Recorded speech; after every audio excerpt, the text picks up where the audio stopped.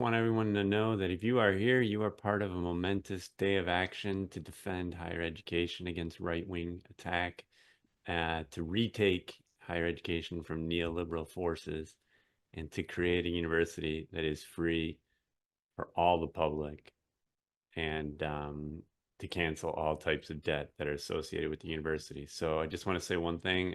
This day of action has, as of this event, over 200 campuses across the country involved. There's this online programming being offered, and you are now part of a network of resistance. So how do we tie those bonds stronger? How do we build power? That's what we're here to talk about. And thank you so much, Dr. Shamel Bell and Thomas, my dear colleagues with the Debt Collective, for putting this on. I see Rochelle there too. I see other people, Julia and Marge. Thank you, Debt Collective, for showing up big time. And go for it, Shamel. Thank you all. Thank you so much, Jason. It's been such a pleasure. And I am Dr. Shamel Bell, and I am the visionary escalator. I love that original title. Yeah, I don't know why there wasn't more warning about. I mean, you can tell they've wanted to do this quickly and secret. Yep. Yeah, they've been doing on Friday. Yeah, there's someone that's not on mute. Let's mute everyone. Okay, perfect. I'll start again. I love virtual sessions. Okay, I'm Dr. Shamel Bell. I'm the visionary escalator of the Debt Collective, and I do the visioning, imagining, and I help you all to collectively vision and imagine as well. I'm also a somatics practitioner and facilitator of liberatory imagination. And Thomas, you want to introduce yourself, what you do with the Debt Collective? Hi, I'm Thomas Koki. I'm one of the co-founders of the Debt Collective, and I'm a part of our higher ed team. Beautiful. So I'll start off with some community guidelines and accessibility before we start. We're going to have some interactive sections at the end. And so please keep language and interactions with each other respectful. There's going to be a need to step up and step back when we have time.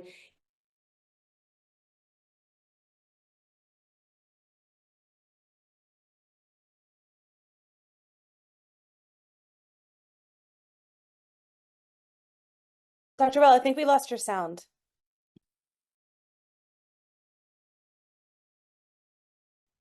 Yeah, I guess someone muted everyone because I didn't mute. Okay, thank you for that.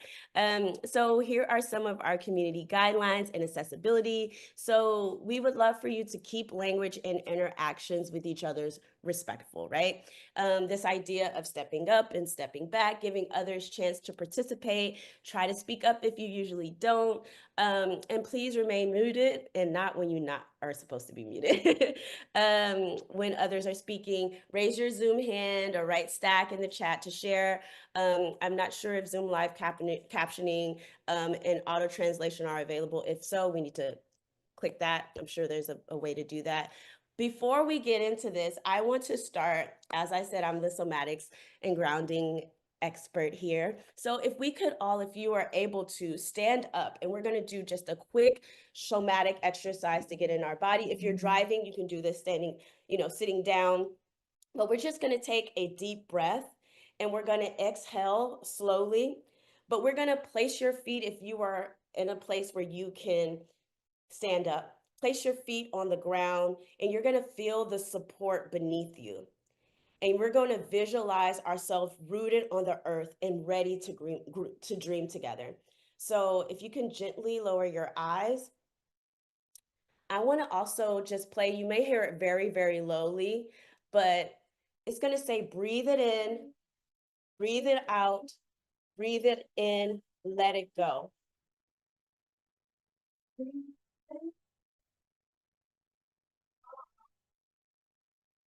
So breathe it in, out, go. And I want us to take one deep breath together on 3. 1, 2, 3. Breathe in, hold it, and release. You can gently open your eyes. and come back to the space where you are. If you are standing, you can slowly sit down. But the importance of that is I want us, the key to dreaming is to actually be in our body. Sometimes we dissociate. I don't know if you've ever been driving and you just kind of getting into the monotony of driving and then you look around like, where did I go? Because you don't have the GPS going. Sometimes we kind of have an out of body experience, but the importance of actually dreaming, creating is to feel yourself in the body. And the key to manifesting these things is to feel those things in your body. So thank you for doing that exercise with me.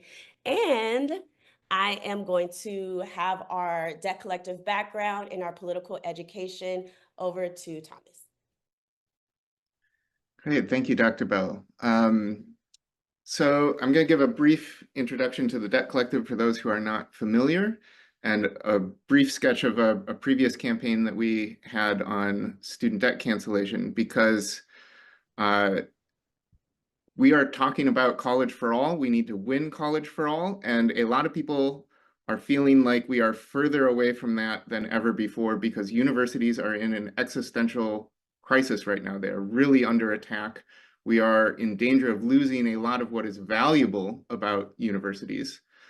But we have been told that a lot of things that we've accomplished were impossible at one point. And as Governor Tim Walz said, right now we need to resist the Trump administration and the rising fascism.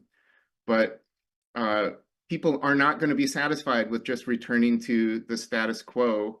They're going to demand college for all. They're going to demand Medicare for all, and we are right to do so. So the Debt Collective is a union of sorts, but instead of organizing workers at a workplace, we are organizing people who are in debt, and not just student debt, but medical debt, housing debt, other types of debt. But I think we're most known for our work on student debt.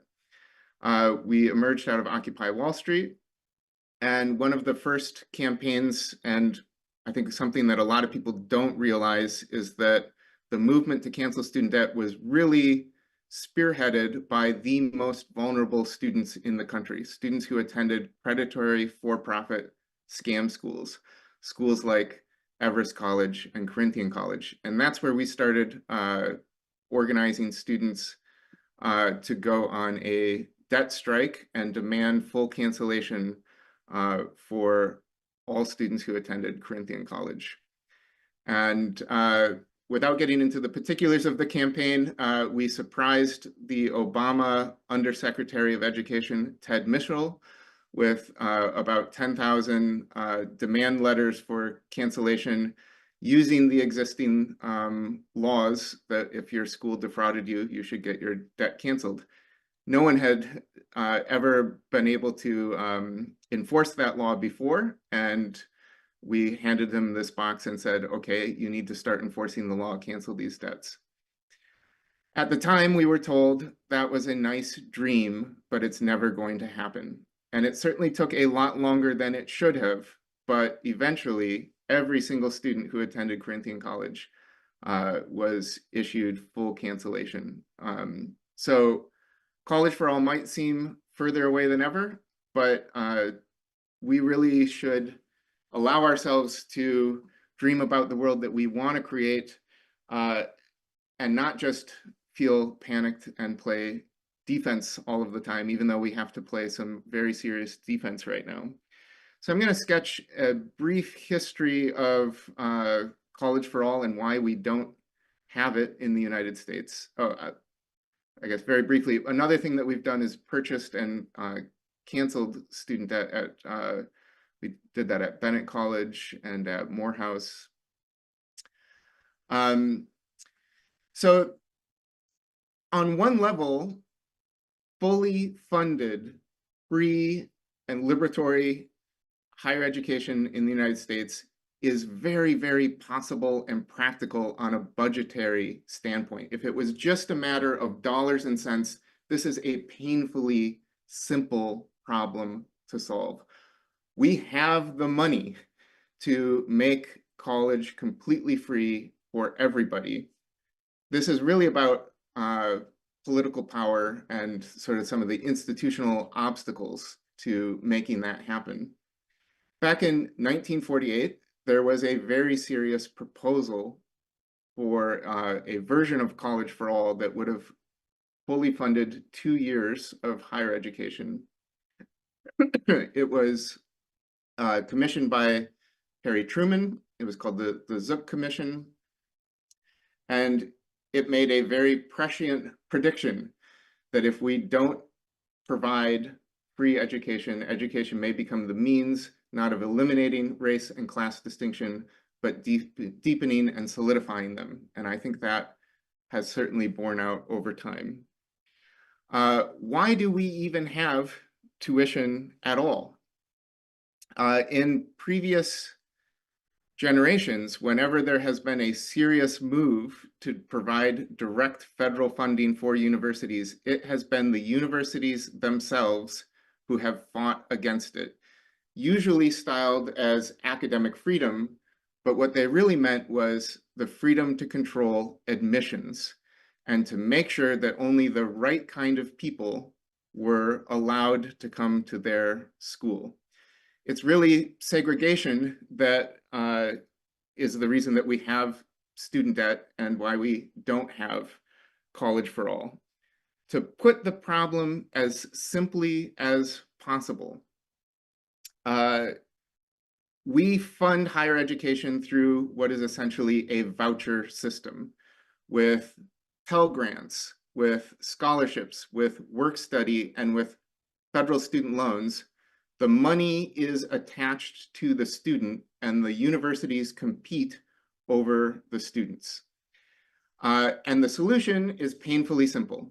Instead of attaching the money to the student, we directly fund the public universities and we fund them fully. So this is also a warning for what would happen if we adopted a voucher system in K through 12, right? We would see tuition balloon and balloon and balloon the way that it has in higher ed.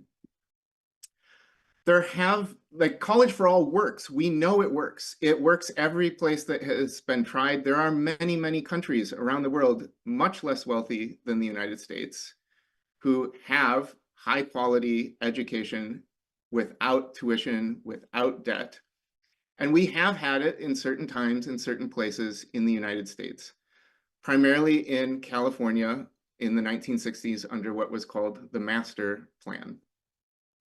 It was destroyed by Ronald Reagan in a way that shows that there's nothing new under the sun, right? There was a free speech movement at the University of California, Berkeley.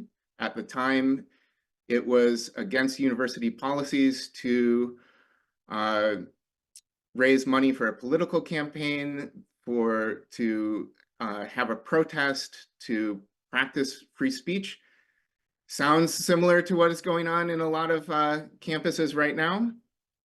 And Ronald Reagan came into power in part as a reaction to that and had an explicit policy that the way that you control people, the way that you take away their freedom, the way that you stop them from protesting is that you force them into debt. You force them to pay tuition. And if they do that, they won't protest. Debt is a form of social control. And we're still recovering from that. This is an actual quote from a Reagan advisor that we are in danger of producing an educated proletariat. That is dynamite. We have to be selective on who we allow to go through higher education. And for all of the problems that universities have, and I think we're all very familiar with the problems and the shortcomings, I think I'm not alone that having attended and worked in a university, I often want to burn them to the ground. But there is still something genuinely liberating about education. And student debt is designed to neutralize it. It reinforces the social hierarchies that we have, and it's almost perfectly attuned to those hierarchies. The people with the most student debt are Black women. It sort of calibrates the amount of student debt that you are forced to take on depends on your position in that hierarchy, with wealthy white men being able to graduate without any student debt and never having to navigate an income-driven repayment plan or public service loan forgiveness.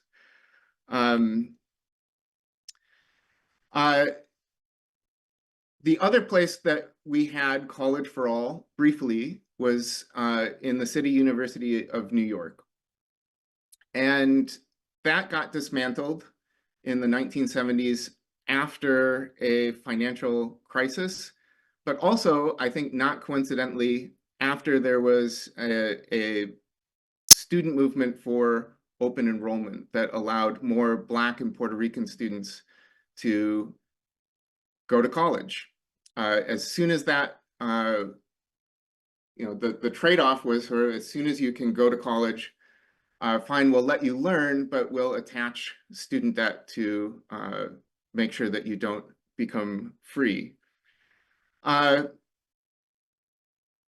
were other free college for certain types of people. The GI Bill allowed many, many people to go to college for free. And I don't want to use a frame of return on investment because that's not the best frame for higher ed, but it is one frame that is often used. And when the government crunched the numbers, they found that for every $1 that they put into the GI Bill, they made over $7 in return. That the more money that we put into education, it's kind of like a negative tax. We all become wealthier when we do so. And even people who weren't there on the GI Bill had a very, very different situation. One of my current projects is tracking how much tuition every member of Congress paid when they went to school versus what it is today. And so here's just one example. When Mitch McConnell went to the University of Louisville, tuition was essentially half of what it is today. And that's because there was more state funding. And over time, state funding has been cut and cut and cut, and we have made up the difference with debt. I kind of like this guy. This guy's name is Randy. He's a scientist, and he ended up winning a Nobel Prize. He would not have been able to have the career he had if he didn't go through the UC system under the master plan, where he could go to college for free and reach his full potential. And that's what we want for everybody. There are millions of people like Randy out there who are simply priced out of our system or are buried in so much debt that they can't actually pursue the thing they went to school for. They have to do something else because it pays more so that they can pay back their student debt. In the UK, they used to have a system that was closer to college for all with minimal fees. And then a little more than a decade ago, they adopted a system that was much more similar to the United States, where people had to go into debt and then were put in an income-driven repayment plan. When they did a study, they found out it cost more money to do a debt for education scheme than if they had just fully funded education. I know the same is true for the United States. It's just much harder to design a study like this because we have such a patchwork system. There is a college for all legislation. This was from 2019 when it was introduced. The 2019 version was pretty solid. And it's since been watered down a little bit.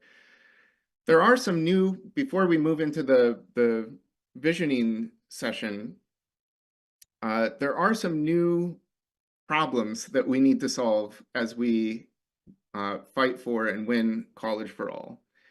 I think one is that we do have a very patchwork system in the United States, and the college for all legislation is designed to provide federal funding to the states to fund universities. That's because most public schools in the US are state institutions, and state budgets are restricted in ways that the federal budget isn't. But just like we saw with Obamacare, even though it's a very good deal for the states, for ideological reasons, some of them will probably simply refuse. And there's a lot that would be simpler if we just nationalized the university system and paid it directly. But that has the opposite problem, right? Because if we had a system like that, someone like Donald Trump could very, very easily turn the spigot off. So how do we provide that federal funding while still making the universities themselves and the people who work at the universities independent enough that they can resist corruption from the top or resist authoritarian attempts to dismantle universities? And then, although we didn't win college for all, the Biden administration did have a 2 years of free community college as their part of their Build Back Better proposal. And that was killed by lobbyists from four-year schools. So the universities have always been opposed to college for all. And I'm hoping that we can seize this existential crisis that we're in right now to get them to understand it's not just in everyone's best interest that we have it, it's the only way that they're going to survive. And so with that, I'm going to turn it over to Dr. Bell and all the rest of you to start a visioning session.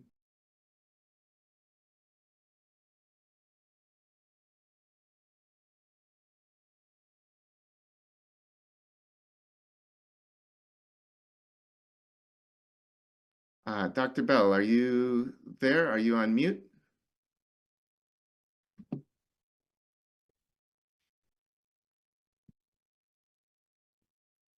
Okay, it keeps saying, just so y'all know, the host won't let me unmute. It says like the host won't let participants unmute. So that's why I keep saying, but I think the host has to unmute me. Okay, perfect.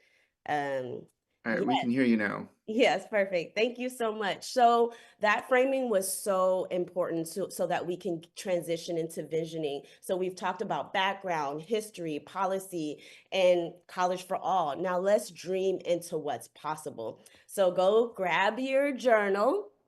And if you want, take a 1-minute break, grab you some water, grab your journal. And if you already have your journal, thumbs up, you ready to go? We're good? Okay, perfect. Yes, so what I want to start now with is to share the purpose of this part of the space, to alchemize, the feelings, the emotions that we have, and collectively imagine a reality of free education and a debt-free society. So I want to set the collective intention that we imagine a world where college is free, accessible, and debt no longer burdens students. So I have a couple of my students actually from my collective freedom dreaming class at Harvard University. And so I know that y'all are very well aware of how we do this. So if you could help us while we do this, one of the things I wanted to share, is Eric on? One of my students. Who's on? I am. Okay, can you read this quote for us? Yes. Without new visions, we don't know what to build, only what to knock down. We not only end up confused, rudderless, and cynical, but we forget that making a revolution is not a series of clever maneuvers and tactics, but a process that can and must transform us. Beautiful. And that's by Robin D.G. Kelly. Beautiful. Thank you so much. And this is based off the book Freedom Dreams, and you'll have a critical study that I put together just a little folder of some PDFs that we have in our class, and you'll be able to read some of Freedom Dreams. But this is so important because a lot of times when we're in this beautiful struggle and we're fighting, we're only thinking about what we want to tear down, what we want to knock down. But we're not imagining what the future is and what we can actually do. And that's and that's why it's important to have college students right now helping us to envision what it is. And so one of the things we will do when we collectively share and reframe, we're gonna write down, get your journals out, what fears or doubts do you have about achieving free college for everyone, right? And so we're getting to get out what these fears are. It can be a bullet point. It could be whatever you want to write it down. It could be sentences. And the next thing we're going to do is we're going to reframe those concerns into affirmations and possibilities. For example, while today we may feel heavy, together we have the power to shift towards abundance, freedom, care, those types of things. So what I would love for you all to do is take a moment and answer the question, what fears or doubts do you have about achieving free college? Let's take a couple moments. And I'll give us a little background music.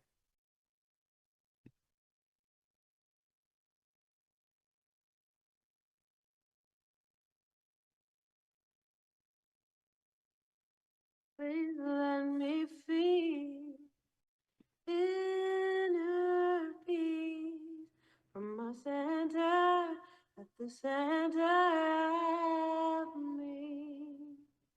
Please let me feel inner peace from my center, at the center of me. Please let me feel inner peace from my center, at the center of me. Please let me feel inner peace from my center, at the center. My heart is open. I am aware. Okay, let's move on to our affirmation. So let's pivot that and let's journal.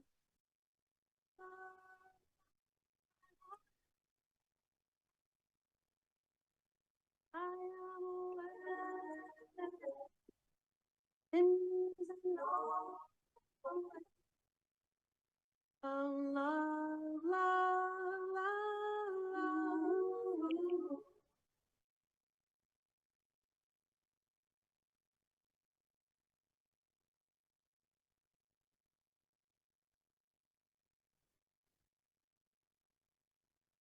All right, so thumbs up if you have what you've journaled. Thumbs up.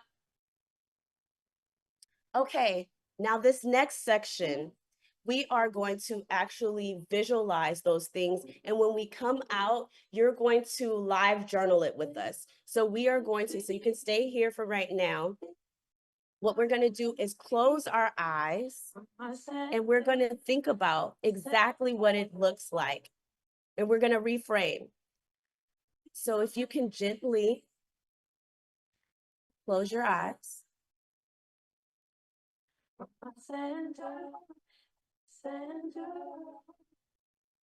And so you're going to picture a world where all your needs are met. See yourself living debt-free in a society where education is free and accessible to all. What does your day feel like? What do you hear? What do you see and experience? My heart is open. I am aware. And you may not be able to see things, but what do you feel?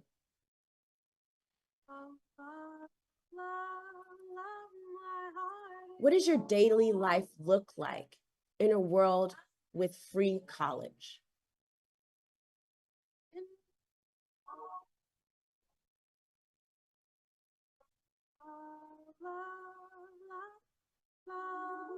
What would you be doing? Who would you be with?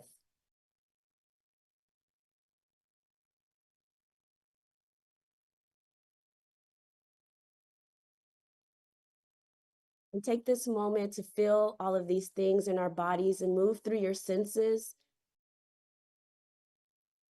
And make these feelings real.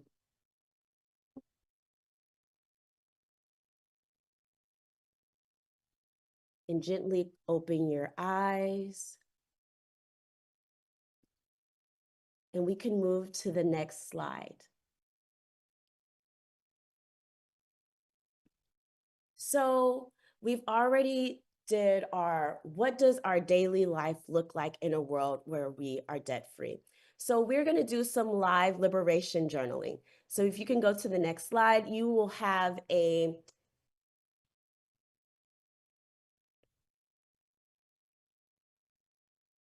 Slido. Let me know with a thumbs up by your hands if you have the Slido. Beautiful. Okay, so I would love for you all to answer the first question.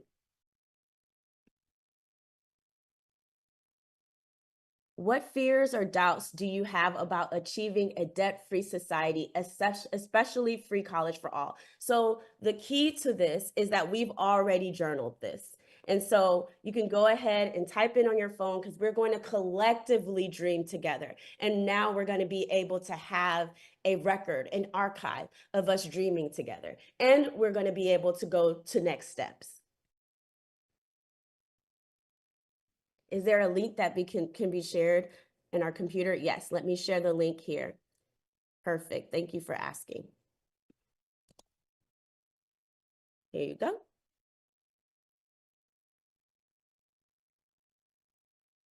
And I'm going to read some of them aloud.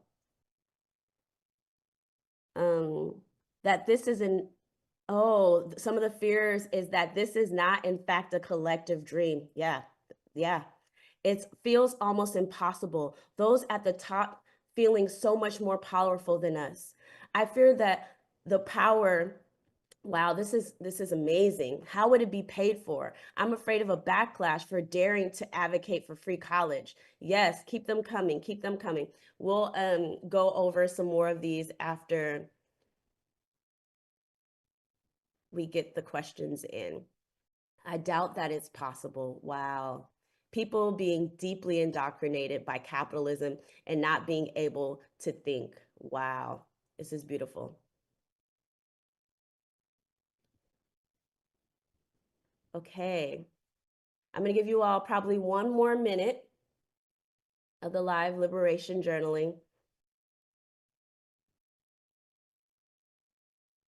Beautiful. And so we are going to move on to the next one. The next question, you've already done it in your journaling. I do not like to privilege how everyone likes to participate, and some people like to write with the physical hand. And so next question is, reframe your concerns into affirmations and possibilities. So what are some of the things that you wrote down? Oh, someone was still putting their fears and doubts. I'm sorry. I'll write that in. I saw someone saw that one of their fears or doubts was that we lived in an imprisoned society. Yeah, I totally feel that. Okay, well, let's talk about how we are going to pivot. What are the ways that we are reframing that? So go ahead and drop those. We will continue to fight to maintain free college for all. That's a great affirmation. More folks. Minds can be opened. I like that. Institutions, wow, this is coming in fast. Institutions will need to find ways to pay their institutional debt without burdening students. Build power and win. If we build it, they will come. Diversity will thrive. I hope to see a more diverse student population. Education is a human right. These are all beautiful. Okay, let's give maybe 30 more seconds. Thumbs up if you've already put in your affirmation pivot. Looking good, looking good. Okay, a couple more folks are putting theirs in. This is our collective vision coming together, and it's exciting. So thank you for doing this with us. Perfect. There's 4 people typing, 5 people typing. So let's give them about 30 more seconds.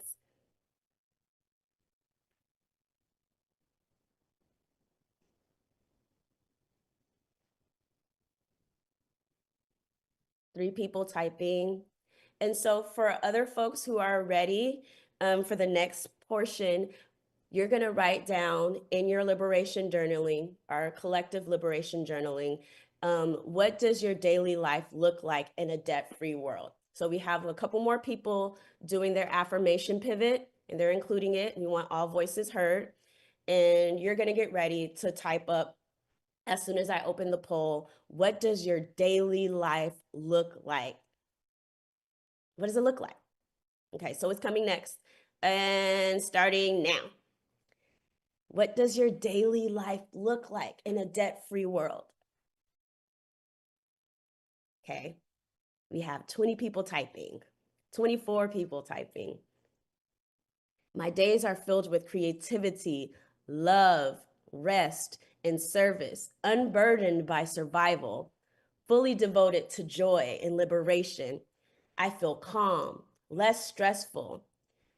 That is so much a part of my daily life. I can't imagine a life without. Ooh, well, we're going to imagine a life with joy and peace. Well, I love this. My students won't have to live out of their car or be food insecure. Wow. Okay, we have 10 people typing. We're doing great on time.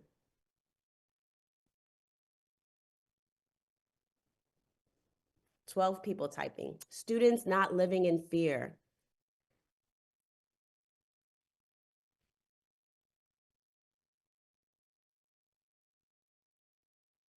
Single moms are spending more time with their kids in the park after dinner instead of working.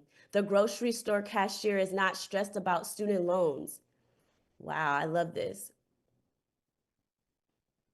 Imbibing your food with happy energy instead of tears and stress, instead of stress. Wow. I am able to focus on artistic and creative expression. Keep going. There's 5 of y'all still typing.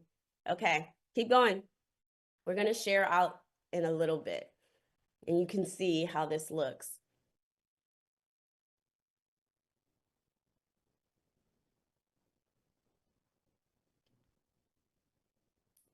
Beautiful, beautiful, beautiful.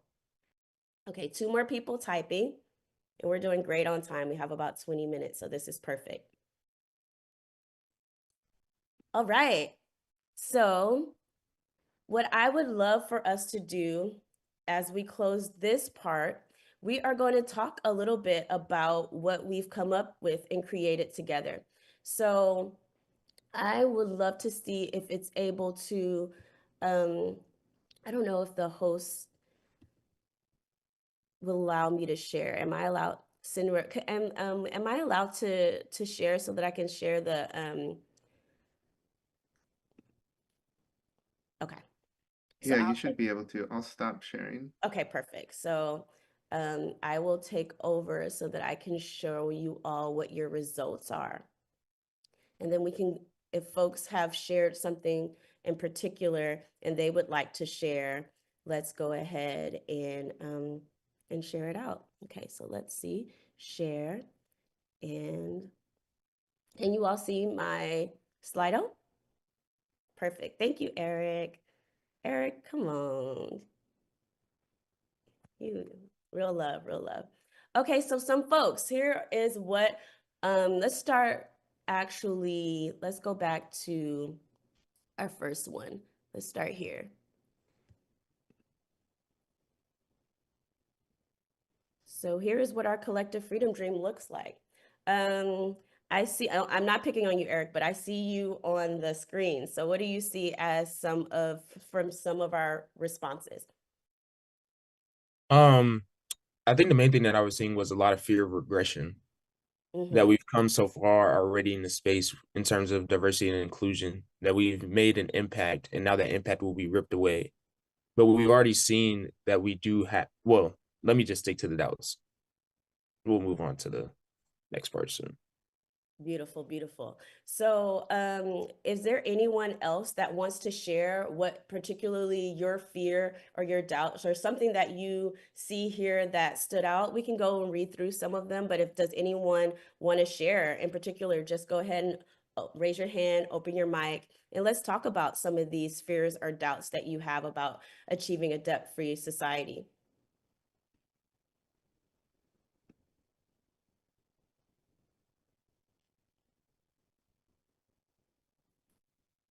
You can go ahead and unmute your mic because I can't see when I'm screen sharing. I can't see. I see Sky and Sabrina have their hands up. Sky, ahead, do you want to take it away? Yeah. Yes, I was gonna say for the fears, I noticed a lot of them have to do with like control. And I feel like that's a big thing, especially now, like how much autonomy do we have and like losing our autonomy. And a lot of my fears are not necessarily an assessment of my own capabilities, but other people enforcing things onto me and things being out of my control. So I think the way we can move from fears is kind of assessing what are the parts that we can control. I mean, we all have free will. We can just live radically on the outside of all government and all forms of any type of control. But like, still, if we want to maintain our safety, what can we control? What can we have agency in? Beautiful, beautiful, beautiful. Who's next? I was gonna share, and I see it reflected in some of the comments that are on the screen too, but the fear that even if we change this, then if we don't change what employment looks like, or what the job market looks like, or what the rest of the world looks like, that it just makes it devalues the education, because people will choose to do that in those other systems. So I think that's a big concern of mine. It feels like something that has to happen across the board, which feels like an even bigger and scarier challenge. Beautiful. Yeah, I see a lot of, I'm going to read some down while we go on to the next. You know, I'm concerned about the approval process, having it legally recognized and enforced.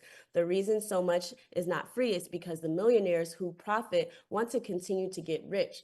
There is no moral code. Everything is about making as much money as possible at the extent of our lower, at the expense of our lower classes and minority group. And so how can we ensure that everyone actually has access? And then some fears are resentment from those who already paid theirs. But that's one thing that I would like to talk about. When our ancestors that have fought for our freedom, and particularly those that are of color, Black folks, if they were like, well, we didn't get free, so we don't want you to get free, that's not the kind of energy that, you know, as freedom fighters and those that are wanting liberation for all, we want things to be better for others. So that's why we have to collectively shift together in the ways that we believe that freedom exists for all. Are we saying that because we didn't have a certain thing that we don't want people to have it easier? No, we should want to leave things better than what it was for us. I'll read one more. Power structures will remain in a different form. Free college does not mean quality college. Attending quality college, Harvard, is automatically better than state school, regardless of cost. I definitely see how you could see that.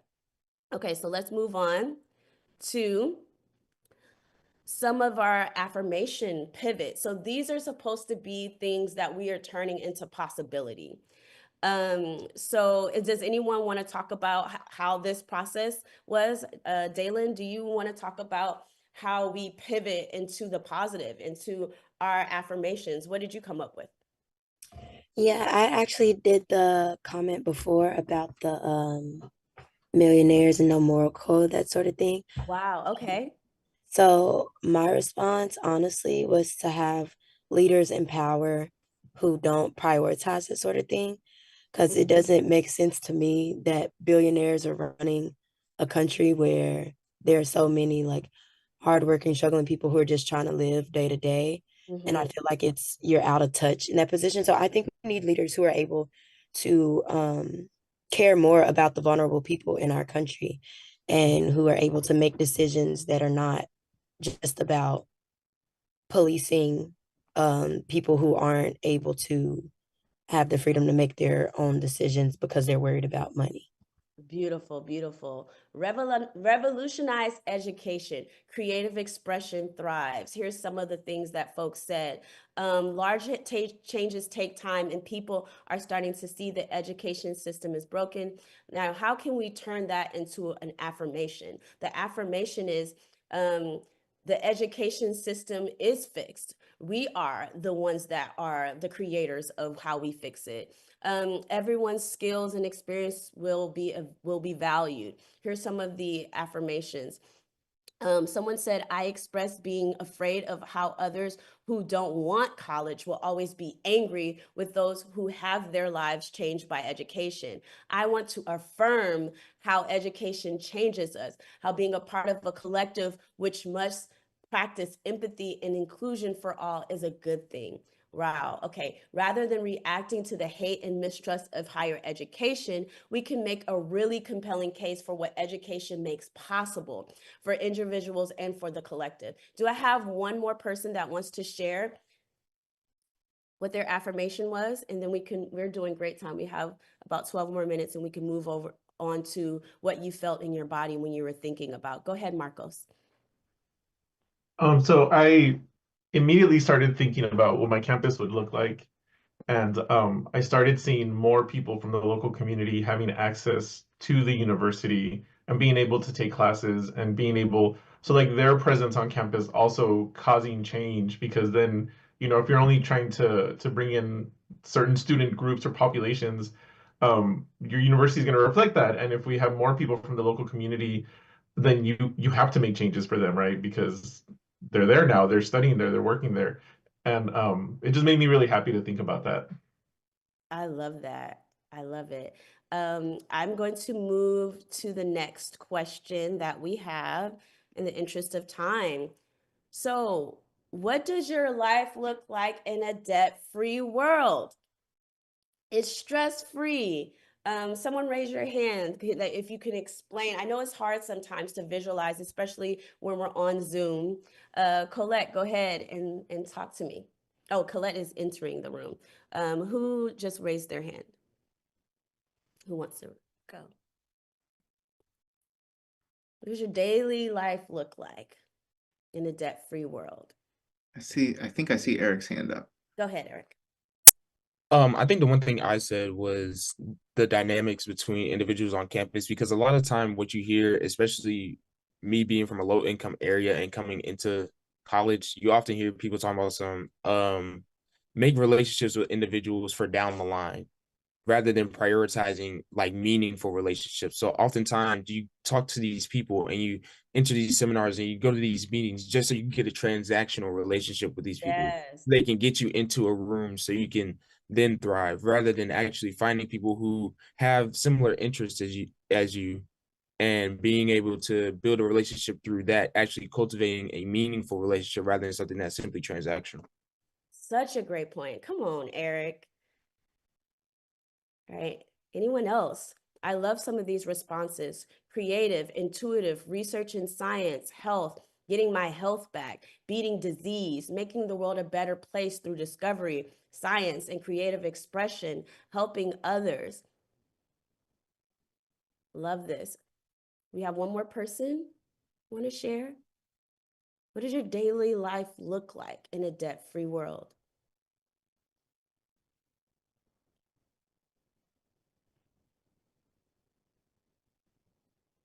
I can't see y'all raising your hand, so because I'm on presenter mode. Of anybody? Last person? Okay. Oh, okay, go ahead. I'll just say I'm looking forward to like better mental health, just sort of generally for everyone, because I think especially for students, like college puts so much stress and like unnecessary stress on students as well as like faculty and staff. So I think just an improvement in mental health and a decrease of stress in general. Yes, yes, yes. I love that. And I also love this, only working a job that you really love. As an academic advisor, cashiers will no longer prevent my students from enrolling in what they need and want, right? Freedom to give to others, days without anxiety, stress-free, hopeful American dreams are reached, a more vibrant classroom with hugely diverse students. My days feel light, joy and peace. Oh, I see in the chat, Dr. B says, only working one job and not four. Come on, y'all. So as I wrap this up, because we roughly have a little bit less than 10 minutes, I just want to show you all these are what you all are thinking about together. You're thinking of a peaceful, less stressful, less worry, joy and peace, all of these things that we are creating together. I will stop sharing my screen. And I would love to hear from anybody. How was this exercise for you?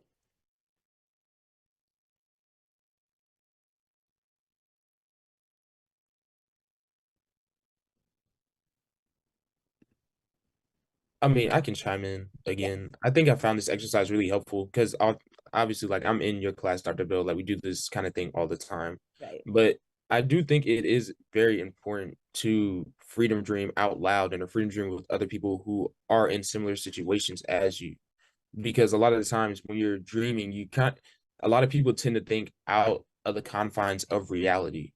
But oftentimes, especially in cases in terms of higher education and inclusion in diversity, we do have the tools, we have the living proof that these things do work and that these things are possible.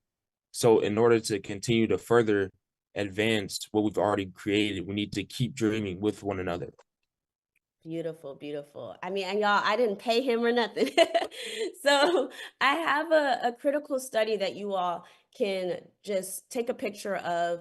Marge, I know you also have something to say, but we have Can't Pay, Won't Pay it was authored by the Debt Collective. So I have a PDF in there. I have a PDF that Robin Kelly happens to be my mentor. So he gave me some advanced copies of the 20th anniversary of Freedom Dream. So I have that in there. And then there's also a children's book that you can go in and dream and create your freedom dream. So you can do next steps if you want to continue this work. Marge, go ahead and tell me how you feel. Yeah, thank you so much, Dr. Bell and Thomas and just everyone. I don't have like a lot more to add. I think Eric said it really well. But just, I really did, I don't know, it feels really bad every day. And I feel like dreaming together with all of you, I feel like I can feel some like release of tension in just like physically in my body, that, I don't know, will get me through the next 12 hours or whatever. And this is how we keep going. So just thank you so much. Thank you so much, Marge. In our next slide, we have a national teach-in for free higher education now at 7 p.m. I think it's like our all the coalition coming together. So you can see the QR code. I know we have so many QR codes. Go ahead and register now. And some of the next steps I shared with you already in the critical study. You can create an artistic expression of your school. Thomas, you want to talk a little bit, like maybe 1 minute about where you got this book from, collections of ideas of what school is in different countries and such? Oh yeah, this is a fun book created by an artist and anthropologist, helping kids rethink what school can look like. As an adult, I find it just as valuable. But I would say, you know, we've been focusing on dreaming, but this is also just like a practical political power thing, right? So I would say join the Debt Collective. We are fresh off of a team retreat where we're strategizing how do we practically win college for all. And the only limitation is political power, right? This is a base building exercise. This is a power flexing exercise. That's what it's going to take to win. And I strongly recommend that people register for tonight's teach-in, because like the dreaming is important, the brass tacks is important, and this is not going to be a quick, easy victory. This is going to be a long, hard slog, but one that has a lot of joy in it. There's so much doom and gloom. There's so much good reason for doom and gloom, but I think it's important to open up these spaces where we say, if we really come together and organize, we can actually remake the world and make it actually a wonderful place. So. Beautiful. So we are right on time. The last thing, there's the debtcollective.org. That's where you can find us. You can email us personally at either Shamel or Thomas at debtcollective.org. And I know folks sometimes ask how you find us on Instagram. It's at the Debt Collective. You know, I think we also has a Blue Sky, all of those different types of things. But if you want to find me personally to do more freedom dreaming, I'm at Dr. Shamel Bell. Stay connected, y'all. Yeah, so we actually, look at it, we finished with 2 minutes to spare. Thank you all. We did this. Thank you, thank you, thank you, thank you. I'll stay for a couple minutes just if folks have anything they want to say or things like that. Thank you to my Harvard students. I love y'all down. Thank you, Sky. I'm reading the chat for folks. Thank you. Junie! Hi, Junie. Junie is Dr. Bell. Thank y'all so much. I can't believe at one point we had like 90 people here. Thank you, Dr. V.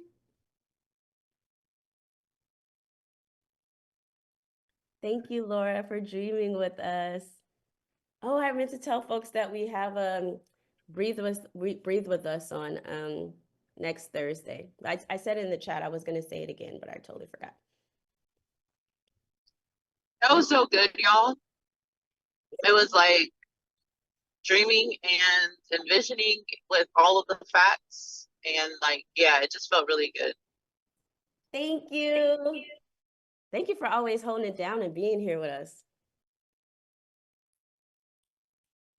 Oh, keeps heads up and moving forward. Thank you, Brittany. Oh, Laura, I'll see you next Thursday. Oh, thank you, Edney. Yeah, we for folks who's still on, we're next Thursday at 8 p.m. we're going to be doing more visioning, and we're actually going to be doing a breath work exercise. So hopefully folks will hop in with us. Yep. All right, folks, so we're right at time. Bye, Junie. I wanted us, Thomas, I had mentioned it and I wanted us to record. We should have recorded it, but. Yeah, well, You're a little nervous. since we're right at time, I'm gonna close this out. Beautiful. Have fun, everyone. Have a great day. Bye. See you later. Good job, Dr. Bill. Thanks. Bye, Eric. Bye.